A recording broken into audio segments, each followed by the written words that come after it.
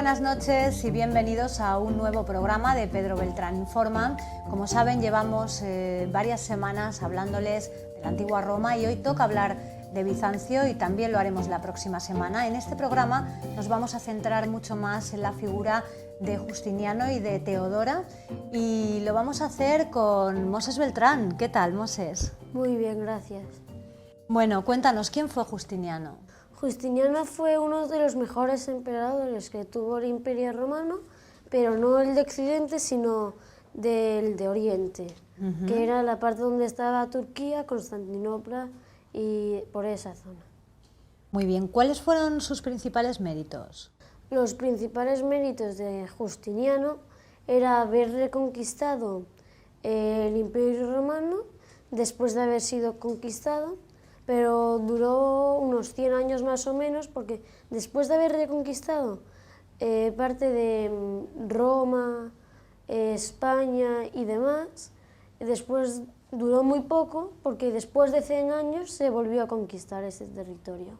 Que ese territorio había sido conquistado por un general bastante importante de esa época, que era Belisario, que no se le conoce mucho, debería ser más conocido como Julio César o Alejandro Magno, que no se le conoce mucho. Bien, ¿y cómo era la personalidad de Justiniano? Justiniano era pues un rey, un emperador bastante trabajador, porque él se levantaba por la madrugada para trabajar y además solo comía verduras. Era un hombre bastante bueno, tranquilo, no tenía problemas ni nada, y ya hacía deporte y demás, y se llevaba bastante bien con los demás y no tenía problemas psíquicos ni nada. Ajá. ¿Y cuál es la aportación de Justiniano al derecho? Una importante aportación. Sí, una gran aportación del derecho que hay en España es por Justiniano, porque Justiniano, cuando era emperador, lo que quiso hacer, lo que hizo, era unos libros, unos volúmenes de la ley, que desde el momento que está Justiniano se siguen conservando para España, ya que España estuvo un tiempo con Justiniano de su territorio. Muy bien, pues Moses, muchísimas gracias por aproximarnos a esta figura tan importante, Justiniano, el emperador Justiniano. Gracias. A ti información te doy.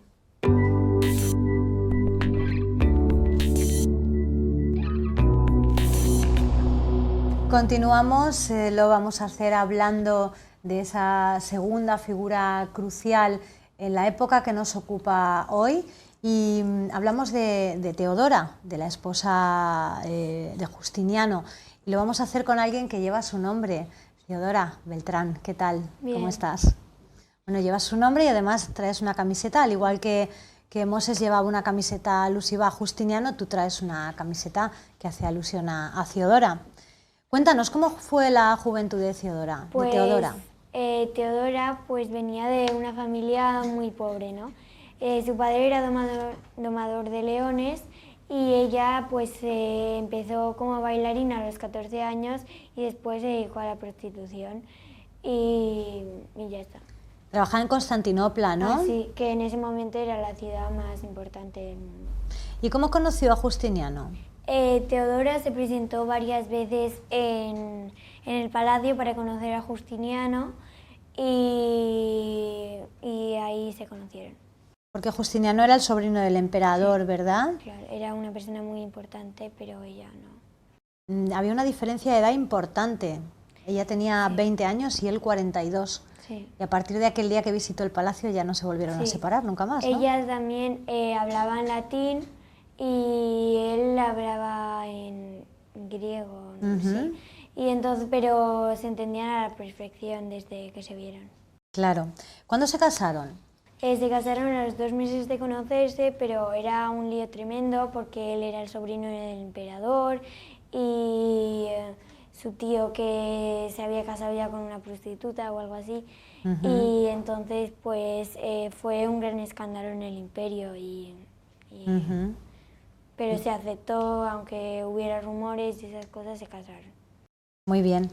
¿Cómo fue la relación entre Justiniano y Teodora? La relación entre Justiniano y Teodora pues era muy buena. Ella tomaba casi todas las decisiones en el gobierno, aunque también él las tomaban juntos y se entendían perfectamente. ¿Cómo murió? Teodora murió con 47 años por un cáncer y él, aunque fuera muchísimo más mayor, siguió viviendo y desde que ella murió, pues él se murió 15 años después. Ajá. Caso curioso esta mujer que pasó de ser una persona de una familia muy pobre a emperatriz. De prostituta a emperatriz. De prostituta a emperatriz y de emperatriz a santa. Y porque sí, también porque pues cuando Teodora murió, Justiniano le hizo una iglesia en su honor que ahora está actual en Istambul y además es una de las santas más veneradas. Bueno, sigue siéndolo. Muchísimas gracias, Teodora. Vale, gracias a ti, Información TV.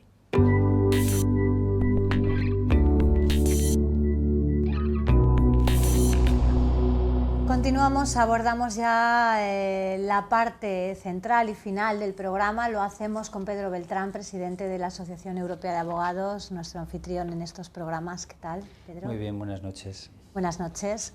Bueno, va llegando a su fin esa serie sobre la antigua Roma. Quinto episodio, finalizaremos la próxima semana en la que hablaremos de Bizancio. También hoy nos hemos centrado un poquito más en la figura de Justiniano y de Teodora. Y antes de comenzar, como siempre, coméntanos tu corbata de hoy. Sí, la corbata no puede ser más apropiada porque es Justiniano. Este es un famoso mosaico de Rávena, que era capital del Imperio Romano de Occidente, después de Roma.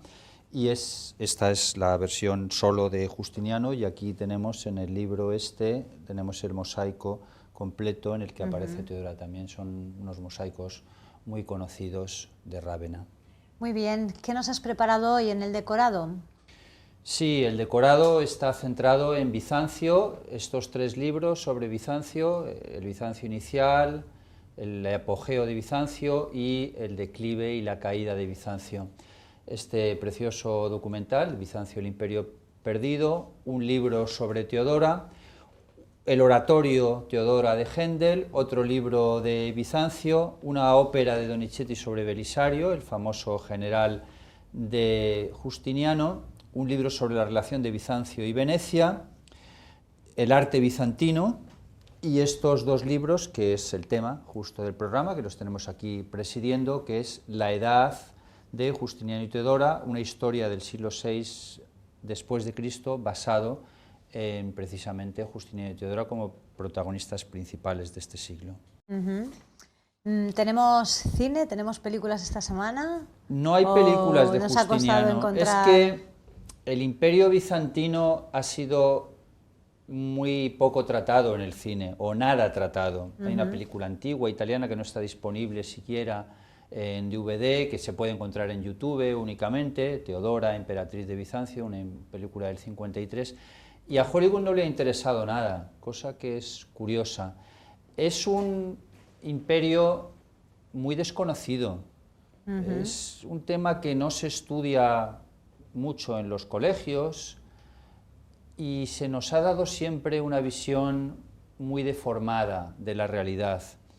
Esa visión deformada parte por decir que cae Roma, que cae el Imperio Romano, y eso no es verdad, eso es totalmente incierto, es una completa inexactitud histórica lo que nos están vendiendo cuando nos dicen que Roma cae en el 476. Es sencillamente falso, porque primero Roma ya no era la capital del Imperio Romano. La capital había sido Rávena y en este caso Constantinopla, es decir, que la capital ya se había desplazado, y no solo la capital sino el centro del poder.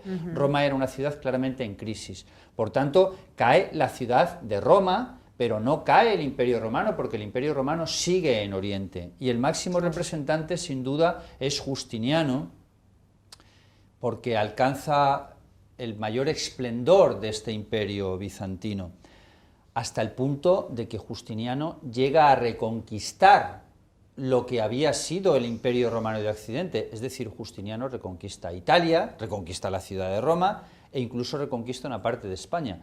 Curiosamente, el norte estaba aproximadamente en Denia, de la parte que reconquista, la frontera estaba en Alicante y la capital del Imperio Español de Justiniano es Cartagena. Ajá.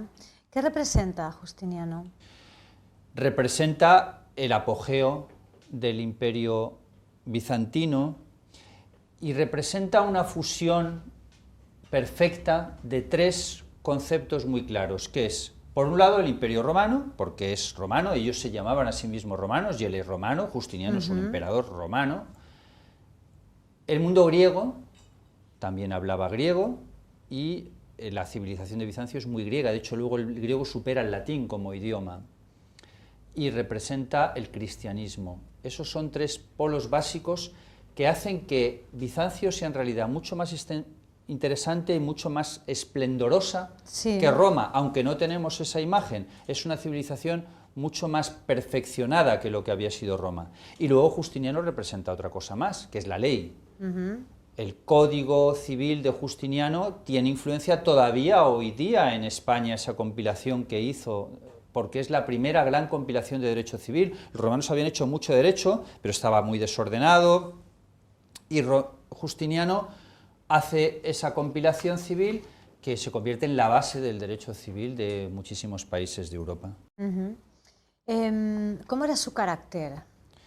Justiniano era un emperador que estaba siempre trabajando, le gustaba mucho trabajar, pero a la vez sabía delegar perfectamente.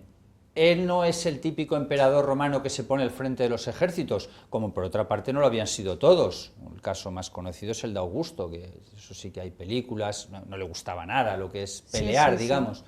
No era como su tío Julio César.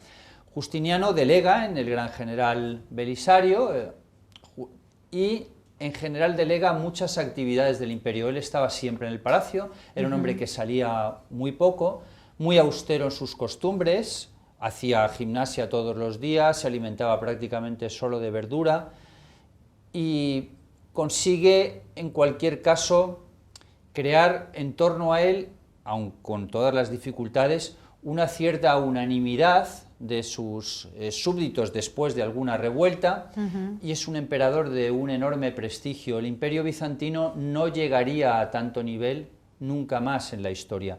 Su sueño es ese, es Roma otra vez, volver a Roma, y lo consigue durante un tiempo, durante su vida lo consigue. Lo que ocurre es que luego esa conquista progresivamente se va difuminando y va desapareciendo, volviendo otra vez esos pueblos alemanes que habían conquistado Roma, pero que curiosamente se habían romanizado, habían cogido la cultura del imperio que conquistan y no la que traían ellas. De todas maneras, este imperio bizantino hay que tener en cuenta que dura nada menos que 1000 años, y si consideramos que pocos imperios han durado 1000 años en cualquier caso, y si consideramos que es heredero del Imperio Romano y que en realidad es un imperio romano, estamos hablando de 2100 años de existencia, que es un periodo larguísimo. Claro. Comentaba antes Ciodora que, bueno, pues que fue un poco un imperio compartido, unas decisiones compartidas las que tomaban ambos en lo que era la gestión de, bueno, pues de Bizancio. Y además, Pedro, comentabas tú que bueno, pues, le gustaba a Justiniano delegar. ¿Se puede decir que Teodoro y Justiniano gobernaron el imperio de una forma conjunta? Sí, así es. El título del libro que tenemos aquí presidiendo, de los 2 volúmenes de esta edición, nos lo muestran, la edad de Justiniano y Teodora. Los dos gobernaban conjuntamente porque Teodora era una mujer de una enorme capacidad intelectual, era muy activa, muy trabajadora también, y los dos tomaban las decisiones por igual. Y cuando hubo una revuelta muy fuerte contra Justiniano, la única realmente que hubo, y Justiniano estuvo atentado de huir, aunque fuera temporalmente, fue muy graciosa la reacción de Teodora, porque le dijo: no, perdona, no nos vamos. Yo, para no estar aquí, para no ser emperatriz, para eso prefiero no vivir. Con lo cual, se lucha, si ganamos bien, y si morimos, pues mira, hemos perdido y se ha terminado la película. una mujer de un enorme carácter, con esa evolución tan curiosa de pasar de prostituta a santa, porque es una santa importante de la Iglesia ortodoxa, y además es el nombre, o era el nombre, más que es el nombre más común en Bizancio. Hay varias emperatrices Teodora en la historia de Bizancio. El nombre masculino era Constantino y el nombre femenino era Teodora. O sea, lo que serían hoy José y María, pues allí eran Constantino, que no Justiniano, y Teodora. Constantino en honor al fundador de Constantinopla, emperador romano, que proclama el cristianismo en el 313 con el Edicto de Milán como religión del imperio, o por lo menos la tolerancia que hace que se convierta luego el cristianismo en religión oficial más tarde. ¿Qué significó Santa Sofía? Santa Sofía es uno de los monumentos, era y es una de las iglesias más bellas del mundo. Santa Sofía, en su momento, cuando se construyó, era la iglesia más grande que había existido jamás. La palabra Sofía viene de sabiduría, se construyó en un tiempo increíble de 5 años, que para la época es impresionante. Estamos hablando del año 545 aproximadamente, con lo cual, por supuesto, no existía el Vaticano. Lo que conocemos por el Vaticano actual es 1000 años posterior, y incluso hoy, cuando vemos, nos abruma las dimensiones de esa iglesia, que es impresionante para la época. Uno de los monumentos más bellos, que a la vez nos da pena cuando la vemos hoy en Estambul, porque vemos todo lo que se ha perdido de lo que era el antiguo Bizancio. La iglesia la han conservado relativamente, porque bueno, no ejerce como tal iglesia, pero está llena de rótulos árabes, como una especie de escudos grandes, más que árabes, turcos. Y bien, no es lo mismo comparado, le han puesto unos minaretes, no es lo mismo comparado con lo que hay alrededor, porque esa ciudad, Constantinopla, en la época de Justiniano y durante muchos años después, fue la capital cultural de Europa y la ciudad más importante de Europa y por tanto del mundo. Lo que ocurre es que mientras que Roma cae de una forma progresiva y los nuevos pueblos que entran asimilan la cultura romana, sin embargo, en el caso de Constantinopla sí que hay una conquista muy agresiva.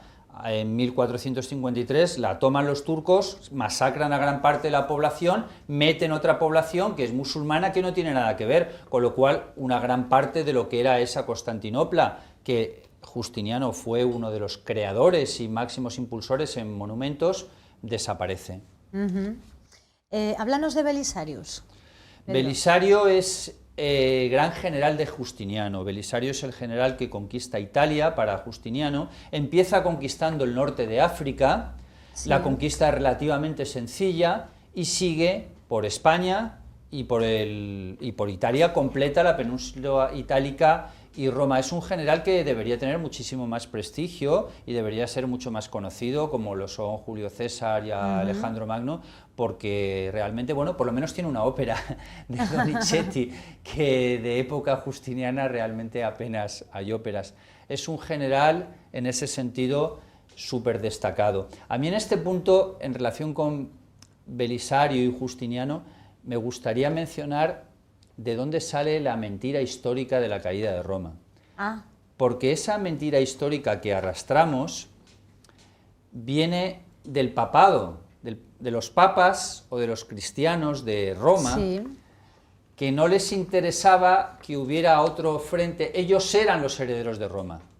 Y por tanto no les interesaba que hubiera otro frente en Constantinopla, otro lugar que se dijera que esa era la verdadera Roma.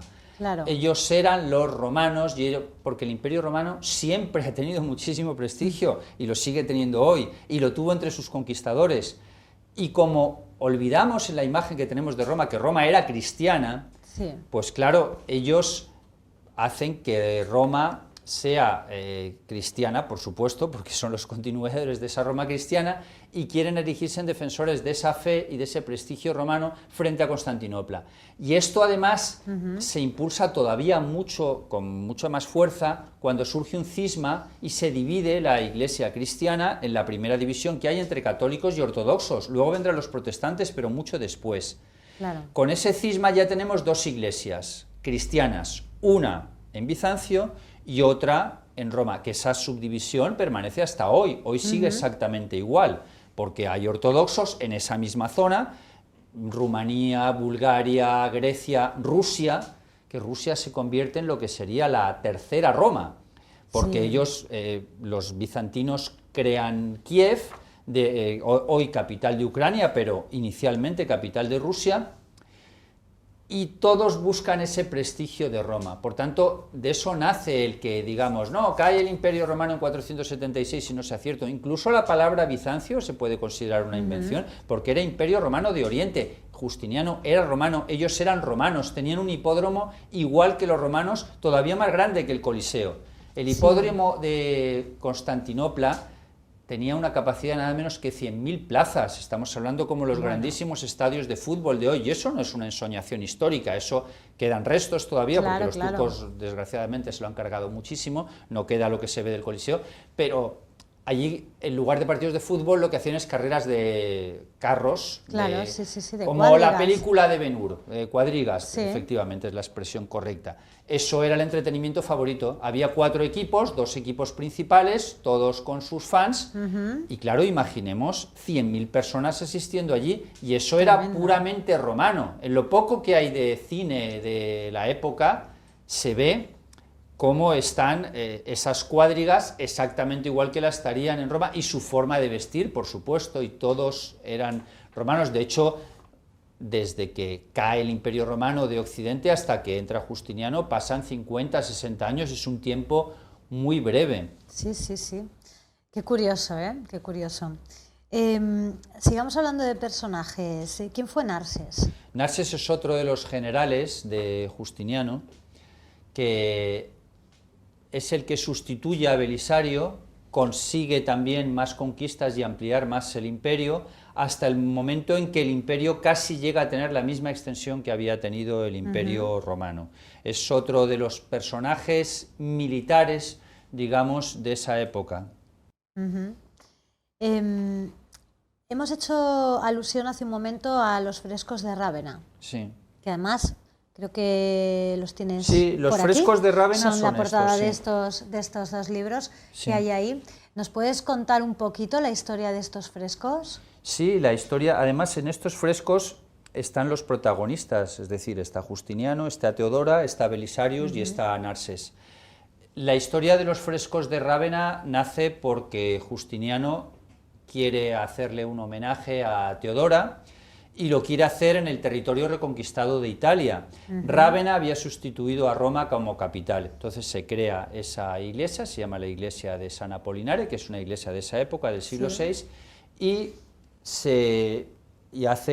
encarga estos frescos, que es el retrato que nos ha quedado de siempre del Imperio Bizantino.